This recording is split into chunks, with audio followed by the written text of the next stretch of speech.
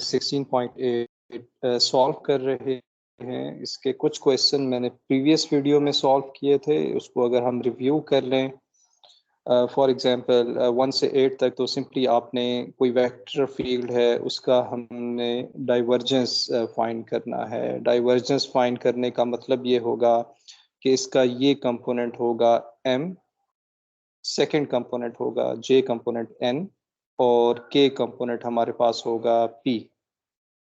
तो सिंपली जब del dot F आपने फाइंड करना है तो डेल डॉट एफ हमारे पास होगा partial m by partial x, partial n by partial y, partial p by partial z।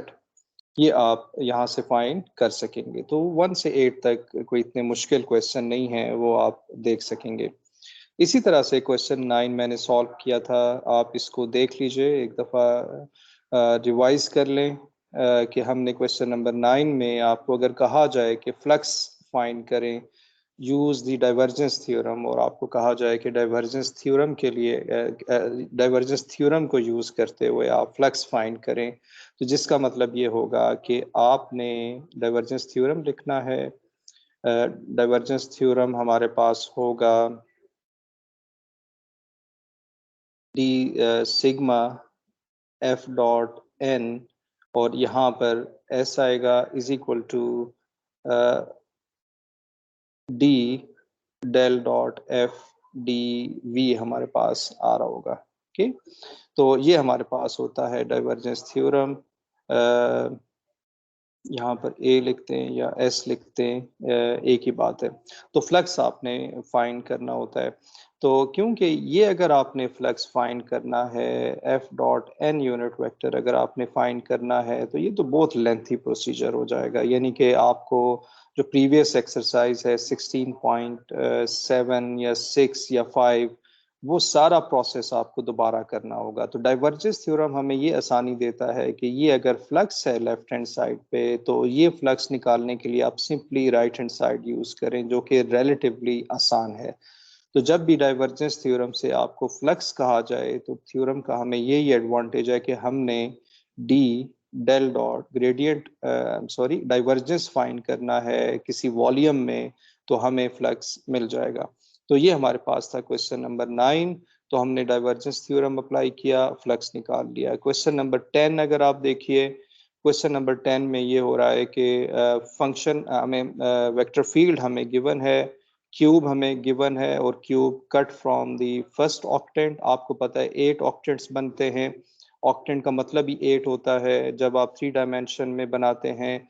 जब आप 2 डायमेंशन में देखते हैं तो हमारे पास क्वाड्रेंट बन रहे होते हैं। क्वाड का मतलब होता है 4। तो यहाँ ऑक्टेंट बन रहे हैं, और by the planes x1 y1, ये पहला हमारे पास है x plus minus one, Y plus minus one, और z प्लस माइनस वन है।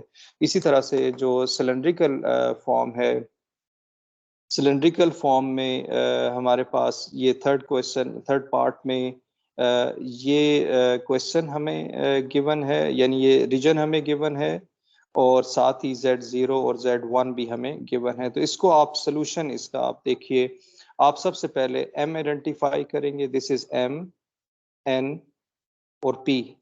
एम एन पी हमने आइडेंटिफाई किया, डेल डॉट एफ आपने निकाल लिया। फिर आपने क्योंकि फ्लक्स निकालना है बाय यूजिंग डाइवर्जेंस थ्योरम, तो डाइवर्जेंस थ्योरम से फ्लक्स निकालने के लिए आप सिर्फ राइट हैंड साइड ले लेंगे डाइवर्जेंस थ्योरम की, डेल डॉट एफ, और वॉल्यूम में जब 3 इंटेग्रल लगे होते हैं, सॉरी जब 3 इंटेग्रल लगे होते हैं, जैसे कि ये 3 इंटेग्रल, तो ये निशानी होती है कि आप वॉल्यूम पे काम कर रहे हैं। यानी कि जैसे एक कमरा है, उसके वॉल्यूम है, उस पर आप काम कर रहे हैं। तो डेल डॉट एफ आपने फाइंड करना है, और डेल डॉट एफ आपके पास आ जाएगा कुछ इस तरह से। और डी एक्स की लिमिट आपको क्या चाहिए, ए के केस में एक्स की लिमिट, क्योंकि एक्स इज इक्वल टू 1 है, तो अगर आप ये ग्राफ देखें तो ये हमारे पास होगा 0, और ये होगा x इज इक्वल टू 1। ये प्लेन बन रही है, ये प्लेन हमारे पास यहाँ पर बन रही है। तो x की लिमिट हो जाएगी 0 to 1, और y के केस में क्या हो जाएगी 0 to 1, क्योंकि हमारे पास y जो है वो 1 है।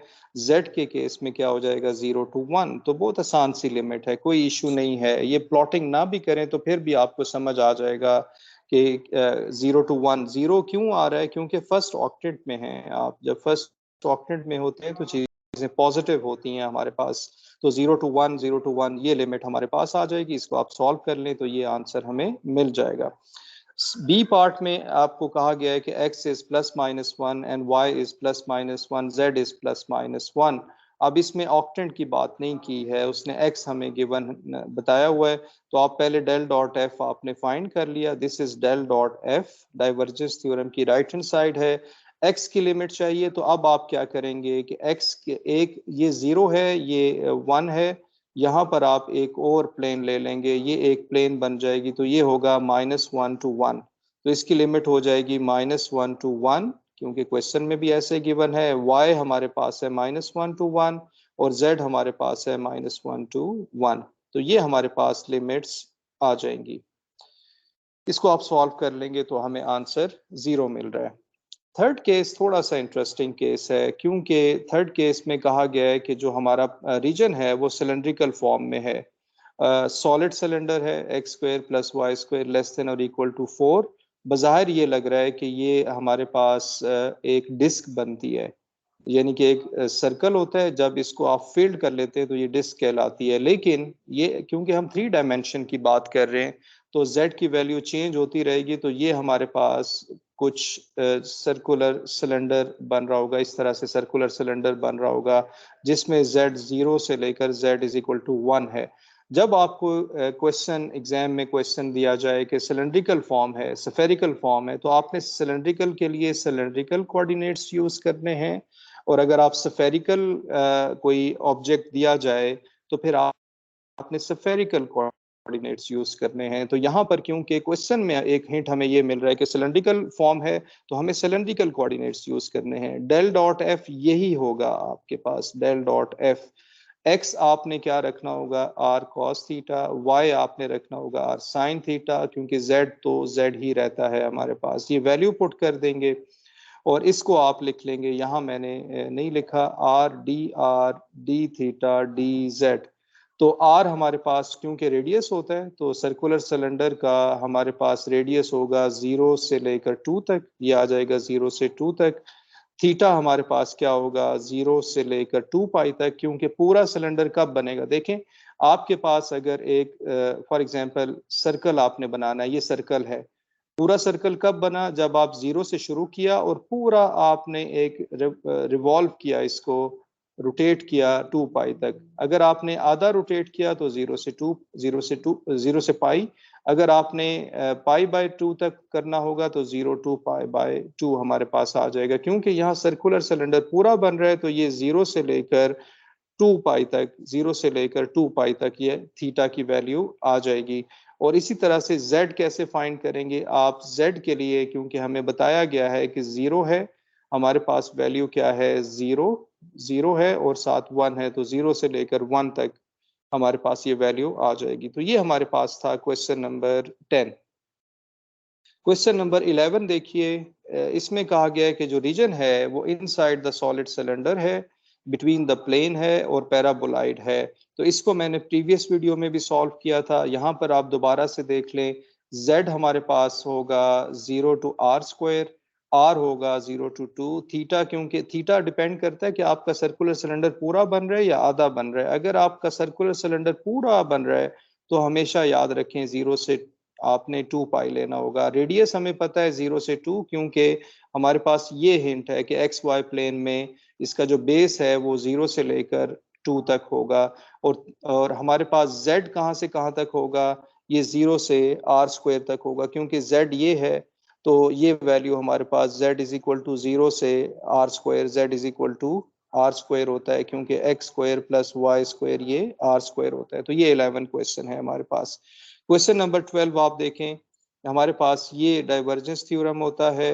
डाइवर्जेंस थ्योरम में डेल डॉट एफ चाहिए, क्योंकि हमने फ्लक्स फाइंड करना है। क्वेश्चन में कहा गया है कि फ्लक्स फाइंड करें, अदरवाइज ये मुश्किल हो जाएगा। आप डाइवर्जेंस से आसानी से फाइंड कर सकते हैं।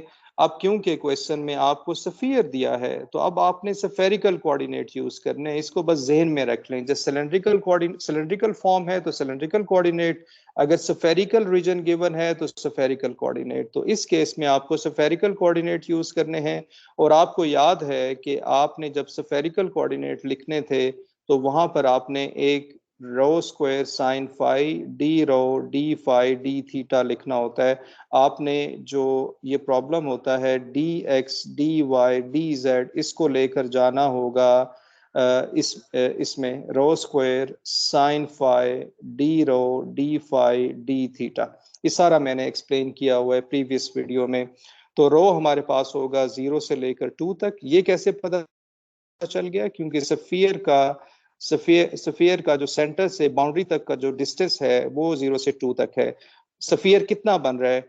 आपको पता है कि जब स्फेरिकल कोऑर्डिनेट होते हैं जो फाई होता है, फाई 0 से पाई तक होता है। यानी अगर पूरा सफियर बन रहा है तो 0 से पाई होगा। अगर आधा सफियर बन रहा है यानी हेमी सफियर बन रहा है, आधा ऊपर है सिर्फ, तो हमारे केस में वो फिर 0 से पाई बाई 2 होगा। यहाँ पूरा सफियर बन रहा है तो 0 से लेकर पाई तक होगा।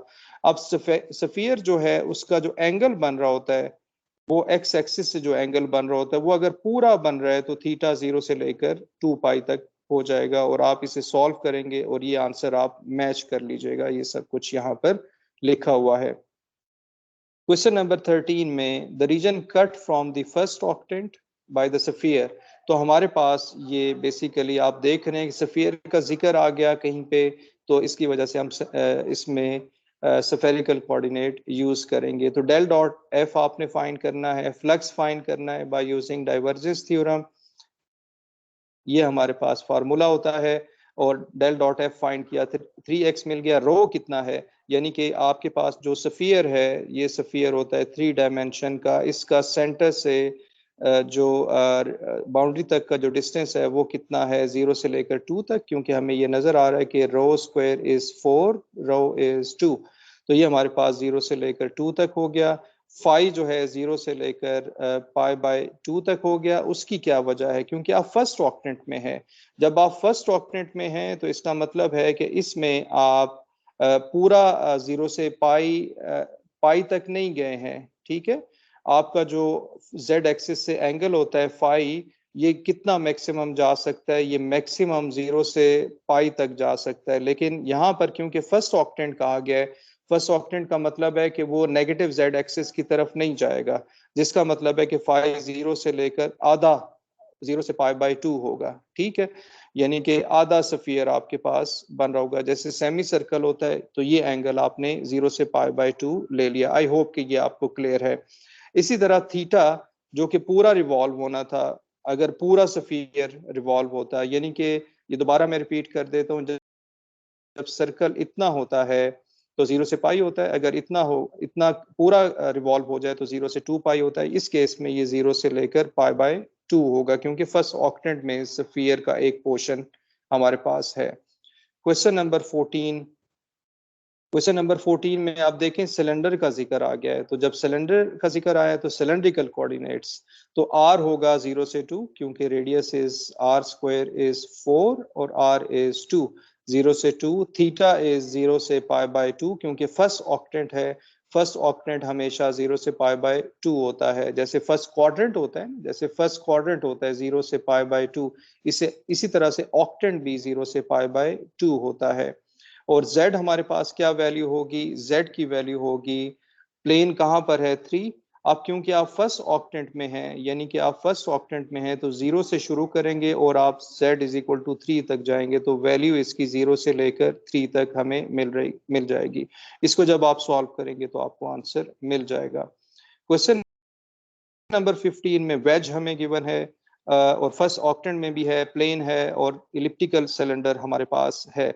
तो इसमें आमतौर पे इलिप्टिकल सिलेंडर है, सिलेंडर नहीं है, यानी कि सिलेंडर है लेकिन उसका जो बेस बनेगा वो इलिप्टिकल शेप की बनेगा। तो इसमें आपने आर और उसमें आर थीटा जेड में नहीं जाना होगा। आप प्रॉब्लम को D X D Z D Y D X में ही, कार्टेशियन में ही सॉल्व कर सकते हैं। तो हमारे पास ये डेल डॉट एफ यहाँ से मिल जाएगा z की वैल्यू आपको मिल जाएगी जब आप देखेंगे y plus Z is 4, z is 4 minus Y. अब क्योंकि फर्स्ट ऑक्टेंट है तो फर्स्ट ऑक्टेंट हमेशा पॉजिटिव से शुरू होता है, जीरो से शुरू होता है। जीरो से लेकर जैसे ही वो 4 माइनस वाई तक जाएगा तो इसकी लोअर लिमिट होगी जीरो और अपर लिमिट होगी 4 माइनस वाई। इसी तरह y की वैल्यू क्योंकि फर्स्ट ऑक्टेंट है तो फर्स्ट ऑक्टेंट में जीरो से लेकर और आप इसकी वैल्यू यहां से निकाल लेंगे। y एक साइड पे कर लें, Y square 16 minus 4x square है और y प्लस माइनस होता है तो लेकिन क्योंकि आप पॉजिटिव साइड पे रहेंगे फर्स्ट ऑक्टेंट में चीजें तीनों क्वाड्रेंट पॉजिटिव होते हैं। जिस तरह से क्वाड्रेंट में हमारे पास सब जो है ये पॉजिटिव होता है। इसी तरह x की वैल्यू 0 से लेकर हमारे पास 2 तक आ जाएगी। वो हमने क्या किया, अगर आप ये देखें, आप क्योंकि सिर्फ ऑन एक्स एक्सिस की बात करते हैं तो y क्या 0 होगा, तो ये कैलकुलेशन हमें बता रही है कि x की वैल्यू 0 से लेकर 2 तक आएगी। प्लस माइनस 2 आएगा, लेकिन आप फर्स्ट ऑक्टेंट में है तो फर्स्ट ऑक्टेंट में 0 से वैल्यूज को शुरू करना होता है और ये आंसर हमारे पास आ जाएगा। इसी तरह से 16 को आप देख लीजिए, सफियर दोबारा से आ गया तो सफेरिकल कोऑर्डिनेट है, रो आएगा और ये एक्स्ट्रा टर्म आपने लाजमी लिखनी है, अदरवाइज आपका सारा क्वेश्चन गलत हो जाएगा। ये मैंने एक्सप्लेन किया हुआ है कि ये एक्स्ट्रा टर्म लाजमी आपने लिखनी होती है। रो स्क्वायर साइन फाई, जब आपने D X D Y D Z को लेकर जाना होता है सफेरिकल कोऑर्डिनेट में तो ये आपने लाजमी लिखना होता है। रो की वैल्यू होगी 0 से लेकर a तक, क्योंकि इसका मैक्सिमम जो है वो बाउंड्री 0 से a मिलेगी। फाई क्या पूरा सफियर बन रहा है? जी हाँ, पूरा सफियर बन रहा है तो फाई का कहाँ होगा? 0 से लेकर पाई तक होगा। जब पूरा सफियर बनता है यानी कि पूरा सफियर जैसे हमारी अर्थ है, अगर ये पूरा बन रही होगी तो 0 से लेकर पाई तक पूरा सफियर बन रहा होगा, तो 0 से पाई। क्या इसको जो एक्स एक्सिस से जो वैल्यू है 0 और ये सारा रोटेट करें तो सफियर हमारा कवर हो रहा है तो 0 से लेकर 2 पाई तक ये हमें मिल जाएगा। इसको आप सॉल्व करेंगे तो ये आंसर मिल जाएगा। थिक सफियर है, रीजन हमें गिवन है, इस केस में डेल डॉट एफ फाइंड करें, ये आपके सामने है। फ्लक्स फाइंड करेंगे, दोबारा क्योंकि सफेरिकल की बात हो रही है तो आपने इसे कन्वर्ट करना है रो फाई थीटा में। रो कहाँ से कहाँ तक है हमें क्वेश्चन में गिवन है, ये क्योंकि रो स्क्वायर है तो दैट इज 1 to 2, तो इसकी वैल्यू होगी रो की वैल्यू 1 से लेकर 2 तक। फाई क्या सफियर पूरा बन रहा है? जी हाँ, पूरा बन रहा है, कोई फर्स्ट ऑक्टेंट नहीं गिवन, तो पूरा सफियर जब बनता है तो फाई 0 से लेकर पाई तक हुआ करता है, पूरा हमारे पास होगा। ठीक है, इसको आप अंडरस्टैंड करने की कोशिश करें। जब फाई 0 होता है तो ये होता है, फाई इस तरह से जब आधा सफियर बन जाते हैं तो फाई 0 से पाई बाई 2 तक होता है, लेकिन जब आप पूरा सफियर बनाते हैं तो फाई 0 से पाई तक होता है। पूरा सफियर बस याद रख लें कि पूरा सफियर बनेगा तो हमें हमेशा फाई जो है वो 0 से पाई मैक्सिमम जाया करता है। ओके, और इसी तरह थीटा जो है वो 0 से 2 पाई है, क्योंकि पूरा सफियर है तो एंगल जब आप देखेंगे एक्स एक्सिस से ये सारा जो एंगल है थीटा, ये थीटा पूरा 0 से 2 पाई बनेगा तो आपको पूरा रीजन मिल जाएगा। इसी तरह 19 में अगर आप बात करें सफियर की तो ये भी सफियर है, ये वैल्यूज आप देख सकते हैं। फाई हमारे पास होगा, इस दफा बिटवीन द सफियर है तो इसका मतलब है कि रो हमारे पास 1 होगा और 2 होगा।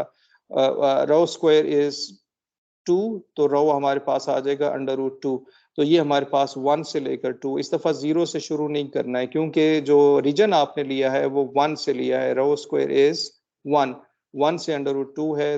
फाई इज 0 से पाई क्योंकि पूरा सफियर आप देख रहे हैं, और थीटा 0 से 2 पाई तक। और 20 आखिरी क्वेश्चन है, इसके और भी क्वेश्चन है लेकिन आगे थ्योरी शुरू हो जाती है तो वो हम कवर नहीं करेंगे। 20 तक आप सिलेंडर ले लेंगे, थिक वॉल सिलेंडर है, डेल डॉट एफ फाइंड करें। अब क्योंकि आपको नजर आ रहा है कि यहाँ पर थिक वॉल सिलेंडर आपको एज अ रीजन गिवन है तो आपने सिलेंड्रिकल कोऑर्डिनेट पे काम करना है। जेड हमारे पास हो जाएगा, गिवन है -1 से लेकर 2 तक, क्वेश्चन में गिवन है। और आर हमारे पास कहाँ से कहाँ तक हो जाएगा? आर हमारे पास हो जाएगा, ये आर हमारे पास हो जाएगा 1 to √2, क्योंकि हमारे पास ये है आर स्क्वायर और इसकी सब कम वैल्यू 1 है, लेस वैल्यू 1 है, यानी कि शुरू 1 से हो रहा है और ये 2 तक जा रहा है, तो आर स्क्वायर हमारे पास हो जाएगा 1 और आर स्क्वायर आ जाएगा 2, तो आर आ जाएगा √2, क्योंकि पॉजिटिव वैल्यू आप लेते हैं, रेडियस इज पॉजिटिव, और थीटा 0 से लेकर 2 पाई तक हो जाएगा। तो इसको आप सॉल्व कर लेंगे। तो मैंने ये कुछ क्वेश्चन 20 तक आपके सामने रख दिए हैं। Thank you for watching.